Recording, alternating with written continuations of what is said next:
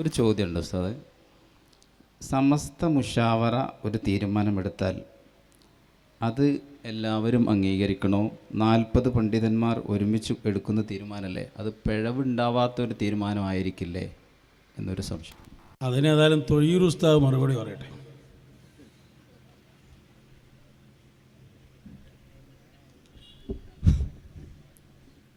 ഞാനും മഹാത്മാവൊന്നല്ല കേട്ടോ. ഏതായിരുന്നാലും സമസ്ത മുഷാവറ ഒരു തീരുമാനമെടുത്താൽ അത് 40 ആളുകൾ കൂടിയെടുക്കുന്ന തീരുമാനമല്ലേ, അത് അംഗീകരിക്കണ്ടേ എന്നാണ്. അത് മുൻപ് നടന്ന ഒരു പ്രഭാഷണത്തിൽ മുഷാവറ എന്ന പേരിൽ അറിയപ്പെടുന്ന ഒരു ടീമിലെ മുഷാവറ അംഗം തന്നെ പറയുന്നുണ്ട്, 40 ആളുകൾ ഒരുമിച്ചൊരു തീരുമാനം എടുത്താൽ അത് ഇജ്മാഅാണ്.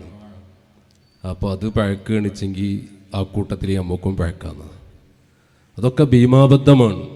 ബഹുമാനപ്പെട്ട ഇമാമുൽ ആളം അബൂ ഹനീഫത്തുൽ കൂഫി, ഇമാം മാലിക്, ഇമാമുന ശാഫിഈ, ഇമാം അഹ്മദ് ബിൻ ഹംബൽ റളിയല്ലാഹു അൻഹും അജ്മഈൻ, ആ ഒരു കാലഘട്ടത്തിലെ മുജ്തഹിദുകളായ മഹാന്മാരായ ഇമാമുകൾ അവർ ഒരുമിച്ച് കൂടിയെടുക്കുന്ന തീരുമാനമാണ് ഇജ്മാഅ്.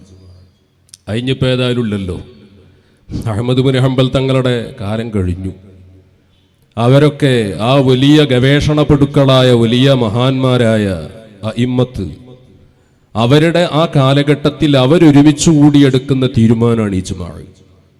ഇപ്പോഴുള്ള മുഷാവറ, ആ മുഷാവറ ഒരു തീരുമാനം എടുത്താൽ അത് ഇജ്മാഅ്, അത് പിഴക്കൂല എന്നൊക്കെ പറയുന്നത് ശുദ്ധ അസംബന്ധമാണ്.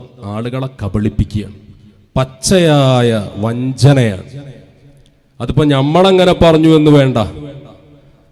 ഇത് മുഷാവറ അംഗമായ AP അബ്ദുൽ ഹക്കീം അസ്ഹരി പറയുമ്പോൾ അതേ മുഷാവറയിലെ മറ്റൊരംഗമാണ് അബ്ദുൽ ജലീൽ സഖാഫി ചെറുശോല. അവർ പറയുന്ന മുഷാവറ, അദ്ദേഹം അവരുടെ ഔദ്യോഗിക പ്രസിദ്ധീകരണമായ ജമിയത്തുൽ മുഅല്ലിമീന്റെ പ്രസിദ്ധീകരണമാണ് സുന്നത്ത് മാസിക. സെപ്റ്റംബർ 2023 ആ സുന്നത്ത് മാസികയിൽ അതിൻ്റെ 35-ാമത്തെ പേജിൽ കാണാം. ആ ലേഖനം ചോദ്യോത്തര പങ്ക്തിയാണ്. അതിൽ പണ്ഡിത സഭകളുടെ വീക്ഷണങ്ങൾ തെറ്റുമോ എന്നതാണ് ചോദ്യം. ആ തലക്കെട്ടിൽ വന്ന ചോദ്യങ്ങൾക്ക് ഒടുവിൽ വന്നൊരു ചോദ്യം, ഏതെങ്കിലും ഒരു പണ്ഡിത സഭയുടെ തീരുമാനങ്ങൾ മുഴുവനും ശരിയായിരിക്കുമെന്നും ഒരിക്കലും തെറ്റുപറ്റാൻ സാധ്യതയില്ല എന്നും നിയമമുണ്ടോ? ഇജ്മാഇന് എത്ര പണ്ഡിതന്മാർ വേണം എന്നതാണ് ചോദ്യം. അതിന് ഇവര് പറയുന്ന മുഷാവറ, ആ മുഷാവറയുടെ അംഗമായ ജലീൽ സഖാഫിയുടെ മറുപടി കേട്ടോളൂ, ഞാനല്ലാട്ട പറയുന്നത്. ഉത്തരം: ഒരു കാലഘട്ടത്തിലെ മുജ്തഹിദുകൾ (ഖുർആൻ അടക്കമുള്ള പ്രമാണങ്ങളിൽ നിന്ന് വിധികൾ ഗവേഷണം ചെയ്തെടുക്കാൻ യോഗ്യരായ ഇമാമുകൾ എല്ലാവരും ഒരു വിധിയിൽ ഏകോപിക്കുന്നതിനാണ് ഇജ്മാഅ് എന്ന് പറയുന്നത്.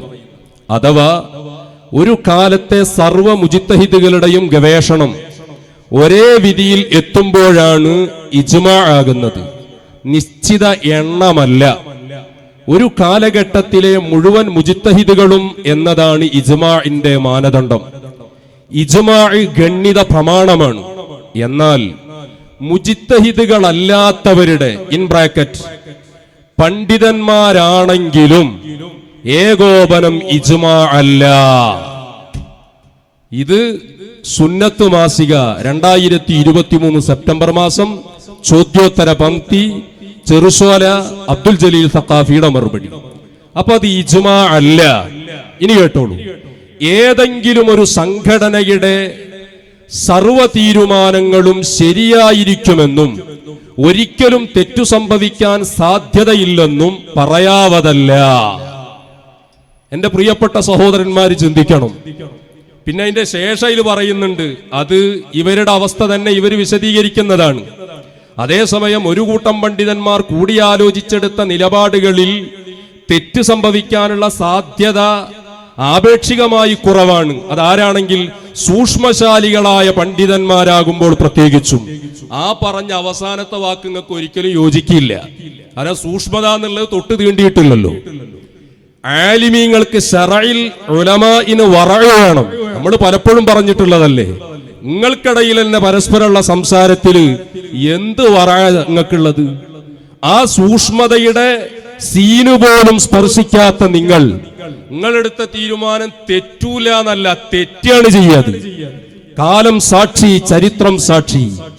നിങ്ങളുടെ മുഷാവറ എന്ന് പറയുന്ന ഏടാകൂടം എടുത്ത തീരുമാനങ്ങൾ മുഴുവനും തെറ്റിയില്ലേ? ഏതാ തെറ്റാത്തത്? ഇപ്പൊ നിങ്ങൾ പറയുന്നത് 40 അംഗ മുഷാവറ ഒരു തീരുമാനം എടുത്താൽ തെറ്റൂല. തെറ്റു, അത് ഇജ്മാ അല്ല, അത് അംഗീകരിക്കണ്ടേന്ന്. ചോദിക്കട്ടെ, ഇതിന്റെ മുമ്പ് ഒരു 40 അംഗ മുഷാവറ ഉണ്ടായിരുന്നില്ലേ? ആലിമീങ്ങളുടെ കൂട്ടത്തിൽ ശറഇൽ വറഉള്ള വലിയ ആലിമായ മഹാനരായ ശംസുൽ ഉലമാഇ ഇ.കെ. ഉസ്താദ് ഖദ്ദസല്ലാഹു സിർറഹുൽ അസീസ് മശായിഖന്മാരോടൊപ്പം ചേർന്ന് നിന്ന് പണ്ഡിത ലോകത്ത് വലിയ മാതൃക സമ്മാനിച്ച സമാനതകളില്ലാത്ത പാണ്ഡിത്യത്തിന്റെ പര്യായമായ ശംസുൽ ഉലമയുള്ള ഒരു 40 അംഗം അവിടെ ഉണ്ടായിരുന്നില്ലേ? കണ്ണിയത്ത് ഉസ്താദിനെ പോലെയുള്ള റഈസുൽ മുഹഖ്ഖീൻ എന്ന് നിങ്ങളും പറയുന്ന, ശംസുൽ ഉലമ എന്ന് നിങ്ങൾ പറയുന്ന ഒരു 40 അംഗ മുശാവറ അവിടെ ഉണ്ടായിരുന്നില്ലേ? അപ്പൊ അവരെടുത്ത തീരുമാനം അത് സൂക്ഷ്മശാലികളായിരുന്നില്ലേ? കണ്ണിയത്ത് ഉസ്താദിന്റെ ഒക്കെ സൂക്ഷ്മത എത്രയാണ്! ബഹുമാനപ്പെട്ട ശംസുൽ ഉലമ ഇ.കെ. ഉസ്താദൊക്കെ മശായിഖന്മാരോട് സ്വീകരിച്ച സൂക്ഷ്മമായ നിലപാട് എത്രയായിരുന്നു! അപ്പൊ അവരെടുത്തൊരു തീരുമാനം ഉണ്ടായിരുന്നു. ആ തീരുമാനപ്രകാരം നിങ്ങൾ പഴച്ചതാണ്, നിങ്ങൾ പഴച്ചു. ആ ശംസുൽ ഉലമയുടെ വഴിയിൽ ഇന്നുള്ള ആളുകൾ വരെ ആ ശംസുൽ ഉലമയുടെ പേരിൽ അറിയപ്പെടുന്ന മുശാവറ, ആ മുശാവറക്ക് നേതൃത്വം നൽകുന്ന അതിന്റെ പ്രസിഡന്റ് ഇപ്പൊ നിങ്ങളെ കുറിച്ച് പറഞ്ഞ എന്താ? നിങ്ങൾക്ക് റസൂലുള്ളാഹിക്ക് നയലുണ്ട് എന്നുള്ള വാദം, ഹബീബരായ തങ്ങളുടെ ശരീരത്തിൽ ഈച്ചയിരിക്കുമെന്ന വാദം, റസൂലുള്ളാഹി തങ്ങളുടെ മുഅ്ജിസത്ത് മുറിയുമെന്ന വാദം, ഒട്ടാകങ്ങളെ വിശ്വാസാകെ പഴച്ചിരിക്കുന്നു എന്നാണ് ആ ശംസുൽ ഉലമയെ പിന്തുടർന്നുകൊണ്ട് നീങ്ങുന്നു എന്ന് പറയുന്ന അപ്പുറത്തെ 40 പറയുന്നത്. അപ്പൊ ഈ ചോദ്യം, അത് ചോദ്യകർത്താവ് അദ്ദേഹം അങ്ങനത്തെ ഒരു വാദക്കാരനാണ് എന്ന അർത്ഥത്തിലല്ല, സമൂഹത്തിൽ വ്യാപകമായി പ്രചരിപ്പിക്കപ്പെട്ടുകൊണ്ടിരിക്കുന്ന ഭീമമായ അബദ്ധമാണ്. ഇവന്മാര് അള്ളാഹുവിന്റെ ദീനിൽ യാതൊരു സൂക്ഷ്മതയുമില്ലാത്ത ആളുകളാണ്, ദീന് വിറ്റ് കാശാക്കുന്നവരാണ്. അള്ളാഹുവിന്റെ ദീനിന്റെ കാവൽഭടന്മാരായ മശായിഖന്മാരുടെ കാലം കഴിഞ്ഞു, ഏകാംഗ മശായിഖന്മാരുടെ കാലം കഴിഞ്ഞു എന്ന് പച്ചയായി പരിശുദ്ധ ഖുർആൻ ഇഹ്ദിനസ് സിറാത്തുൽ മുസ്തഖീം എന്ന ആയത്ത് വിശദീകരിച്ചുകൊണ്ട് ഇമാം റാസി തങ്ങൾ പറഞ്ഞ അഹ്ലുസുന്നയുടെ ആശയത്തിനെതിരെ പറഞ്ഞതാണ്. ഹബീബരായ മുത്തു റസൂൽ പറഞ്ഞ ഫസയകൂനു ഖുലഫാ എന്ന ഇമാം ബുഖാരി ഉദ്ധരിച്ച സഹീഹായ ഹദീസിനെ നേരെ ഖണ്ഡനം നടത്തിയ ആളുകളാണ്. ഇവര് പറയുന്നതിൽ യാതൊരു വാസ്തവവുമില്ല. ഇവർക്കാകുള്ള തീരുമാനം എന്താ? ഇവരിങ്ങനെ കൂടുക, ഇടക്കിങ്ങനെ കൂടുക, എന്നിട്ട് എന്ത് ചെയ്യുക? വലിയ വലിയ മശായിഖന്മാരെ കുറിച്ച് ഒരു മശായിഖന്മാരുമായിട്ട് സുഹബത്തില്ലാത്ത കമ്പനി കൂടിയിരുന്നിട്ട് അവര് പഴച്ചു, ഇവര് പഴച്ചു, മറ്റവര് പഴച്ചു എന്ന തീരുമാനമെടുക്കുന്ന ഇവരാണ് പഴച്ചവർ, ഇവരാണ് നശിച്ചവർ, ഇവരെക്കാളും നശിച്ചൊരു വിഭാഗം. അതാണ് നേരത്തെ നമ്മുടെ പ്രഭാഷണങ്ങളിലൊക്കെ പറഞ്ഞത്. ഒരു മുജാഹിദ്, ജമാഅത്തെ ഇസ്ലാമി, തബ്ലീഗ് ജമാഅത്ത്, ആ ആളുകൾ സ്റ്റേജ് കെട്ടി 4 മണിക്കൂർ തുടർച്ചയായി പ്രസംഗിച്ച് ആ പ്രസംഗത്തിലുടനീളം റസൂലുള്ളാഹിക്ക് നിഴലില്ല എന്ന സുന്നത്തി ജമാഅത്തിന്റെ ആശയത്തിനെതിരെ നിഴലുണ്ട് എന്ന് വാദിച്ചാൽ, റസൂലുള്ളാഹിയുടെ ശരീരത്തിൽ ഈച്ചയിരിക്കുമെന്ന് വാദിച്ചാൽ, റസൂലുള്ളാഹിയുടെ ശഅർ മുബാറക്ക് തീയിലിട്ടാൽ കരിയുമെന്ന് വാദിച്ചാൽ, മുത്തുനബിയുടെ രൂപത്തിൽ പിശാച് വന്നേക്കാമെന്ന് വാദിച്ചാൽ, റസൂലുള്ളാഹിയുടെ തിരുപ്പിറവി ദിനവുമായി ബന്ധപ്പെട്ട വസ്വാസ് കൊണ്ടുവന്നാൽ മുത്തു റസൂൽ സഹായിച്ചു എന്ന് പറയുന്നത് അദബുകേടാണെന്ന് പറഞ്ഞാൽ, ഒരു വഹാബി പറഞ്ഞാൽ, ഒരു മൗദൂദി പറഞ്ഞാൽ, ഒരു തബ്ലീഗ് ജമാഅത്തുകാരൻ പറഞ്ഞാൽ അത് മുഅ്മിനീങ്ങൾ ഖബൂൽ ചെയ്യില്ല, മുഅ്മിനീങ്ങൾ കേശൂല്ല. അതേസമയം തലപ്പാവ് കെട്ടി ഈ 40 മുശാവറ അംഗങ്ങളിൽപ്പെട്ട അതിബ്ബാഉൽ ഖുലൂബുകളിൽപ്പെട്ടവരാണ് ഞങ്ങളെന്ന് വാദമുന്നയിച്ച് ഇവർ ഒരു അര സെക്കൻഡ് ഇവരുടെ സ്റ്റേജിൽ നിന്ന് പറയുന്നതും 4 മണിക്കൂർ അപ്പുറത്തുനിന്ന് പ്രസംഗിക്കുന്നതും നോക്കുമ്പോൾ സഗൗരവത്തോടുകൂടി നമ്മൾ കാണേണ്ടത്, ഈ തലപ്പാവ് ധരിച്ച് പാവപ്പെട്ട സുന്നികളുടെ ക്യാഷ് പോക്കറ്റടിച്ച് അന്യായമായി ഇവർ മുതലുകൾ വാരിക്കൂട്ടി ബിൽഡിങ്ങുകൾ പണിത് ഇവരുടെ ബിസിനസ് ബിസിനസ്സുകൾ മെച്ചപ്പെടുത്താൻ വേണ്ടി സുന്നികളെ ചൂഷണം ചെയ്യുന്ന ഈ ചൂഷകന്മാരുടെ ഈ വളരെ വൃത്തികെട്ട വഴിവിട്ട നീക്കത്തെയാണ് നമ്മൾ ഗൗരവമായി കാണേണ്ടത്. ഒരു വഹാബി പറഞ്ഞാൽ അത് മുസ്ലിമീങ്ങൾ അംഗീകരിക്കൂല, ഇത് സുന്നികളല്ലേ എന്ന് പറഞ്ഞ് ജനങ്ങൾ തെറ്റിദ്ധരിക്കും. ഇതുകൊണ്ടാണ് നമ്മൾ പറയുന്നത് വഹാബിയേക്കാൾ പിഴച്ചവർ നിരീശ്വരവാദികളോടൊപ്പം ഉണ്ണുകയും ഉറങ്ങുകയും ചെയ്ത് സ്വന്തം ആത്മകഥകൾ വരെ നിരീശ്വരവാദികളെ കൊണ്ട് പ്രകാശനം ചെയ്യിപ്പിക്കുന്ന ഏറ്റവും വലിയ ദുര്യോഗത്തിലേക്ക് നീങ്ങിയപ്പോ അണികൾ കറാമത്ത് നിഷേധികളായി മാറി. അണികൾ എല്ലാ കറാമത്തും വിശ്വസിക്കാൻ പാടില്ല എന്നുള്ള ആശയത്തിലേക്ക് എത്തി. ഈ മുഷാവറയാണോ 40 അംഗ മുഷാവറ എടുത്ത തീരുമാനം മുസ്ലിമീങ്ങൾ അംഗീകരിക്കണമെന്ന് പറയുന്നത്? വ്യക്തമായി ഞങ്ങൾ പറയുന്നു, ആ തീരുമാനം കാലഘട്ടത്തിന്റെ ചവറ്റുകുട്ടയിലേക്ക് വലിച്ചെറിയുന്നു. നിങ്ങളുടെ തീരുമാനം അഹ്ലുസുന്നക്ക് ബാധകമല്ല, മുസ്ലിമീങ്ങൾക്ക് ബാധകമല്ല എന്നോർമ്മപ്പെടുത്തുന്നു. അപ്പൊ നമ്മുടെ ഈ പരിപാടികളൊക്കെ ആ രൂപത്തിലുള്ള നീക്കങ്ങളാണ് നടത്തിക്കൊണ്ടിരിക്കുന്നത്. ഈ ശബ്ദം പുറത്തേക്ക് വരുന്നു കരുതിയിട്ട് നിങ്ങളെ മുഷാവറയിൽ വലിയ ആൾക്കാരൊക്കെ കൂടി വലിയ ആസ്ഥാന മന്ദിരത്തിൽ വെച്ചെടുക്കുക തീരുമാനം, നമ്മളെ ചാനൽ പൂട്ടുക, അങ്ങനത്തെ കളി കൊണ്ടൊന്നും തൽക്കാലം കാര്യം നടക്കാൻ പോകുന്നില്ല.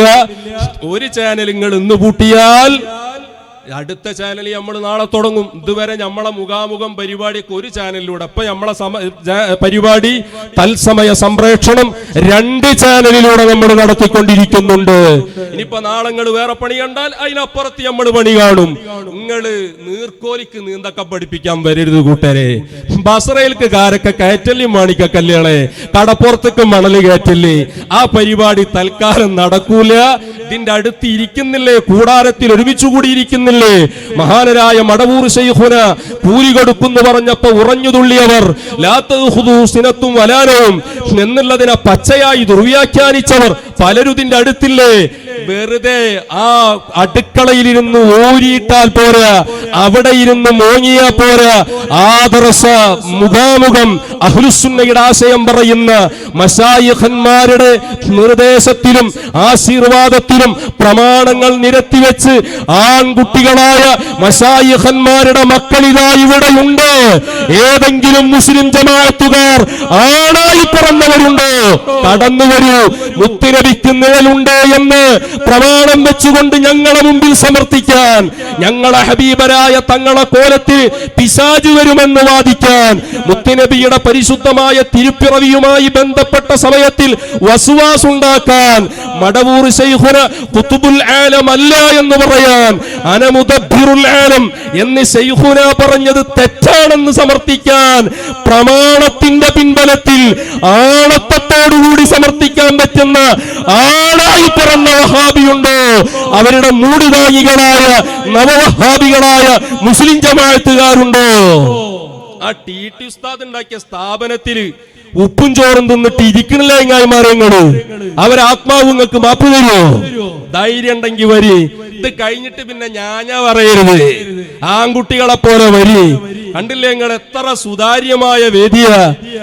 ബാബ ഇസ്ലാഹി അദ്ദേഹം ഇവിടെ വന്നിട്ടുണ്ടായ അയാളുടെ അനുഭവം, ഈ സദസ്സിൽ വന്നിട്ടുണ്ടായ അനുഭവം വളരെ കൃത്യമായിട്ടല്ലേ സമൂഹ മധ്യ ബോധ്യപ്പെടുത്തിയത്.